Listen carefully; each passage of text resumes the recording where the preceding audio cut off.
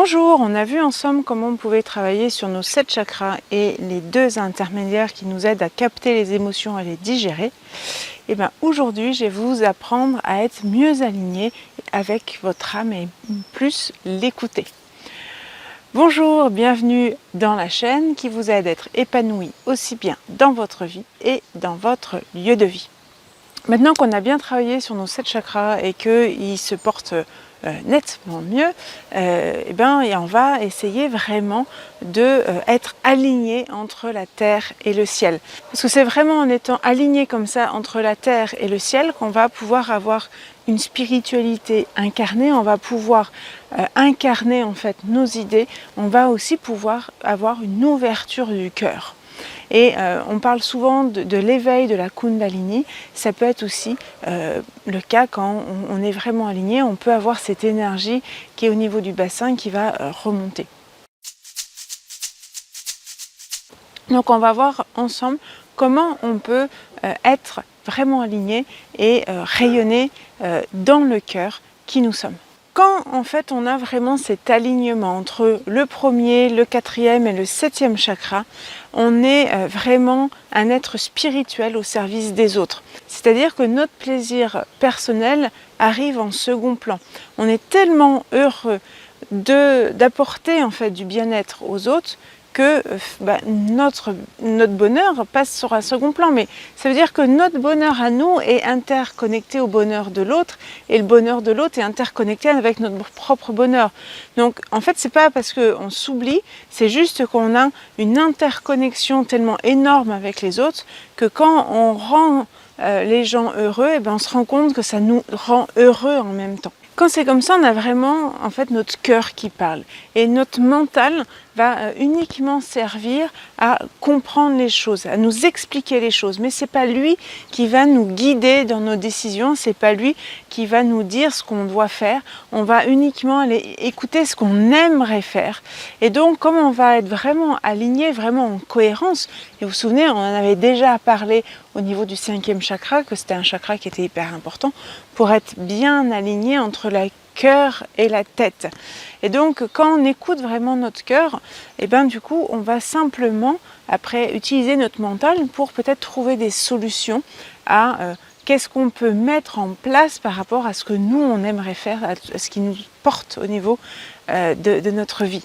Mais notre mental est à notre service, c'est pas nous qui sommes au service de notre mental. Il va y avoir une cohérence entre nos pensées, les informations que l'on reçoit et aussi les actes que l'on met en place dans la vie de tous les jours. Et c'est ça qui est hyper important parce que on a notre tête qui nous dit ce qu'on doit faire, on a notre cœur qui va nous dire ce qu'on aimerait faire et notre corps qui nous dit ce qu'on peut faire. Et ce qui est hyper important, c'est de pouvoir aligner les trois, notre cœur, notre tête et notre corps arrive à être vraiment en cohérence. Et donc du coup, quand on est vraiment aligné entre notre premier chakra, quand on a vraiment une bonne relation entre le premier chakra, le 4e chakra et le 7e chakra, en fait, on arrive à relier les différents plans de conscience. Et du coup, ce qui est hyper important, c'est que le monde extérieur va être le reflet de notre monde intérieur. Et donc, on arrive à se rendre compte vraiment qu'on devient acteur, créateur de notre propre réalité. Et c'est ça qui est important, c'est qu'on n'est plus là à subir les choses, mais on récupère son pouvoir intérieur pour pouvoir manifester ce qu'on souhaite dans la vie.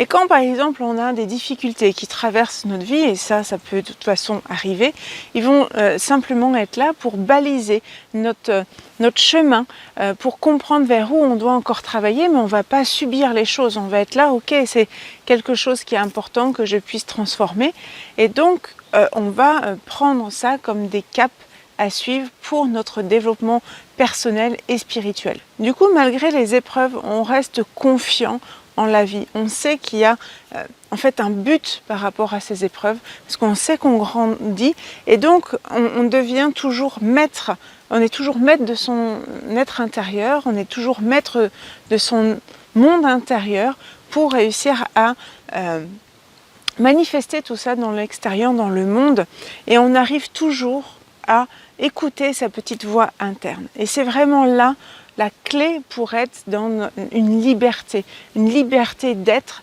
et pas de subir en fait ce qui se passe à l'extérieur de nous. Si on est trop dans notre mental, et ben en fait on va être dans cette dualité. Je dois faire ceci, je dois faire cela, mais en fait je ne suis pas dans ce que j'aimerais faire. Et donc c'est là où c'est important de pouvoir utiliser notre mental à bon escient. Alors au niveau de la montée de la Kundalini, vous en avez peut-être déjà entendu parler. Je pense que c'est souvent quelque chose, c'est pas quelque chose à aller chercher. C'est quelque chose qui arrive. Il y a des yogis qui pratiquent énormément et qui finalement ne l'ont jamais. Donc c'est bien là où on voit que c'est pas quelque chose, un but à avoir, c'est quelque chose qui se manifeste à un moment donné. Et c'est ça que je trouve extraordinaire au niveau de la magie de la vie, c'est que finalement des fois c'est quand on s'y attend le moins que ça arrive. Alors, il y a des montées de Kundalini qui sont, on va dire, fluides et pas trop bouleversantes, et il y en a d'autres qui sont beaucoup plus rapides et qui choquent énormément les gens. Donc voilà, c'est pas forcément quelque chose à avoir. On peut tout à fait être aligné entre notre premier chakra, notre quatrième et notre septième qui est bien aligné, et donc on arrive à manifester qui on est sans forcément avoir cette montée de Kundalini. Alors ce que je vous propose au niveau d'un petit exercice, ça va être d'apprendre à faire une respiration complète. La respiration complète, c'est vraiment celle qui va vous permettre de respirer par le ventre, respirer par la cage thoracique et aussi respirer au niveau des clavicules. Donc au niveau de l'inspiration, faites bien cette respiration complète, on gonfle le ventre, on gonfle la cage thoracique, on gonfle les clavicules, et après au niveau de l'expiration, eh ben, on fait l'inverse. Et cette respiration complète va vraiment nous permettre d'activer en fait toutes les parties de notre être. Voilà, j'espère que cette vidéo vous a plu, et demain nous allons voir justement quelles sont les pierres et les huiles essentielles qui peuvent nous aider à vraiment être alignés. Donc je vous invite à aller cliquer là sur la petite cloche pour ne rien louper des prochaines vidéos. Je vous dis à bientôt.